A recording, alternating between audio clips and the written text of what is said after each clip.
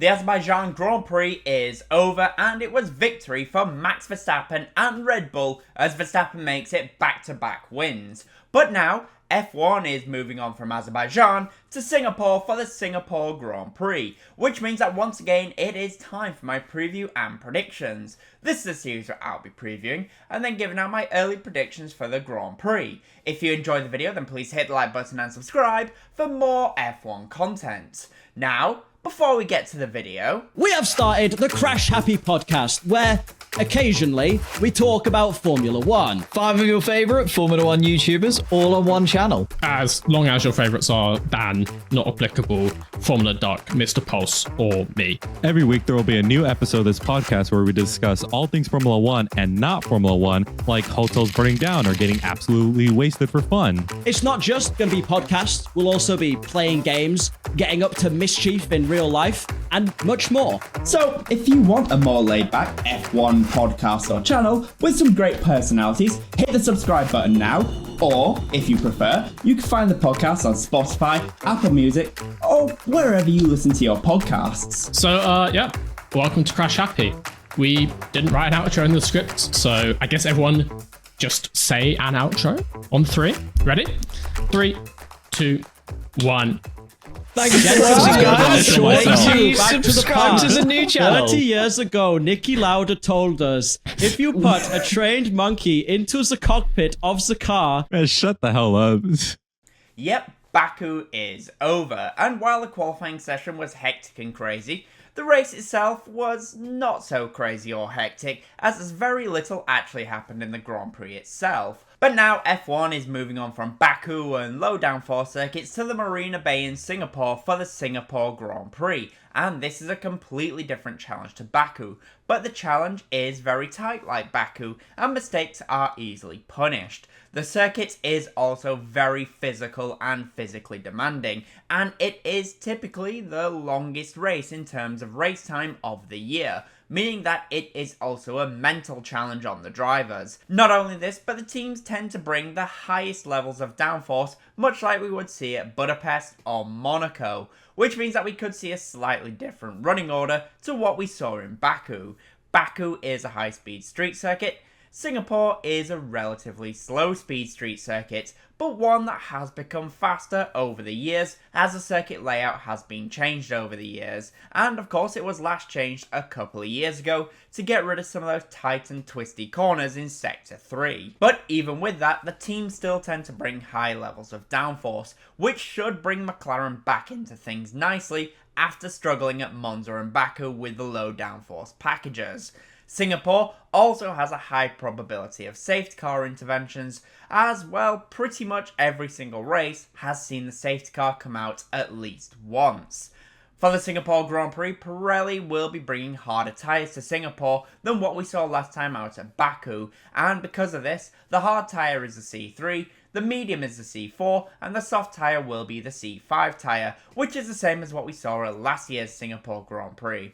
In last year's Grand Prix, there was a total of 23 pit stops, meaning that the majority did a one-stop race, using one set of medium tyres and one set of hard tyres. A couple of drivers managed to get away with a stint on the soft tyres, and the reason for this is because during the race in Singapore, generally the pace is very, very slow compared to qualifying, so we do usually see that the tyres hang on lap after lap after lap. And with this year's tyres being even more robust than last year's, I anticipate that we will once again see the tyres hanging on for quite a long time. Overtaking at the Singapore Grand Prix is possible, but it's generally not the easiest place for passing, and you can see that as last year there was a total of 30 on-track overtakes.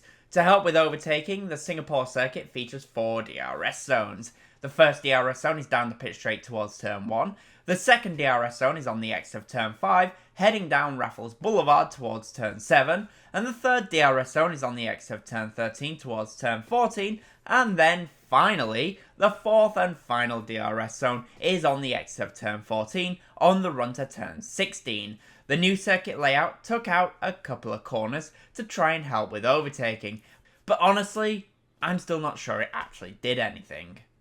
Last year, the pole position lap time was set by Lando Norris in the McLaren, and Lando set a time of a 1:29.525. During that lap, Norris reached a top speed of 313 km per hour, which is approximately 194 miles per hour. In the Grand Prix itself, the race fastest lap was set by Daniel Ricciardo in the Racing Bulls. Remember that guy? He set a time of a 1:34.486 on his way to retirement. With the more robust tyres, I expect that both of these laps will be beaten pretty easily. I just want to say if you are enjoying the video so far, then I would really appreciate it if you hit the like button and subscribe for more F1 content. But now, let's get back to the video and let's talk about Red Bull. For Red Bull then, it was back-to-back victories in pretty dominant fashion by Max Verstappen, as he won both in Baku and at Monza with relative ease, as the low downforce package that Red Bull has suited him perfectly. He did a great job of making me look like a complete idiot, and Max now finds himself a nice amount of points behind Oscar Piastri in the Drivers' Championship. That is 69 if you're not aware. And while that is still pretty big and an unlikely mountain to climb, with Verstappen anything can be possible, especially if the Red Bull is starting to work more consistently now. If Piastri has one more DNF, then genuinely, Max Verstappen can start to believe that title number 5 is on this season. However, we do also have to be realistic. The last two races were pretty strong for Red Bull. However, Singapore is a circuit that should suit McLaren more. It is not a low downforce circuit, it is a high downforce circuit. But with some Verstappen brilliance, then anything could be possible, and he could put himself between the McLaren drivers and put McLaren under pressure. As we have seen time and time again this season, when McLaren starts to feel pressure, the cracks really do show for both Norris and Piastri, and also the McLaren pit crew, which could give Max some hope. Teammate Tsunoda also had a great race in Baku and will be looking to build on that at Singapore. For Ferrari then, the Azerbaijan Grand Prix was a bit of a disaster. The weekend started off really well, and it did look like Ferrari were going to be strong as expected. However, when qualifying was over, Charles Leclerc was P10 after crashing, and Lewis Hamilton dropped out in Q2. And from there, the weekend was pretty much done. In the Grand Prix, both cars were pretty much stuck, as has been the norm for F1 in 2025, and not too much happened. Due to the poor weekend, they find themselves dropping back to third in the Constructors' Championship, and with Red Bull seemingly back on the rise, then Ferrari could be looking back over their shoulders as they may end up dropping back to fourth in the Constructors' Championship. Singapore, though, could be a good weekend, and it has been a circuit that has been strong for them in the past, but so too was Baku, and that race ended up being a bit of a disaster for them. For Mercedes then, they executed the Baku race pretty much to perfection, as George Russell recovered beautifully to P2, and Kimi Antonelli, like Verstappen, did a great job of making me look silly, as he recovered from a difficult run of races to finish in P4 and score some much needed points, and he is now back ahead of Alex Albon in the Drivers' Championship. But now, as Mercedes heads on to Singapore, we come to a race which could see them do pretty well again. The recent resurgence in their performance does seem to be pretty consistent now, and George is having a fantastic season. With that in mind, I do think they could be fighting for a podium once again, but with McLaren back in it at Singapore, most likely it will be a P3 if they can get there. And finally, for McLaren then, the race at Baku was very poor. Qualifying was a bit of a disaster as well, as Piastri crashed and then Norris hit the wall and cost himself a potential front row start. Then in the Grand Prix itself, Piastri slammed into the wall, immediately bringing his race to an end, but Lando Norris couldn't capitalise on this.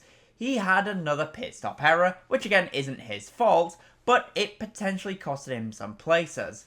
But what was Norris's fault was the race restart, as Norris left himself wide open to be overtaken by Charles Leclerc, which was very poor from him. And in the end, Norris closed the gap to Piastri by less points than if both McLarens were first and second, with Norris winning, as he only closed the gap by 6 points.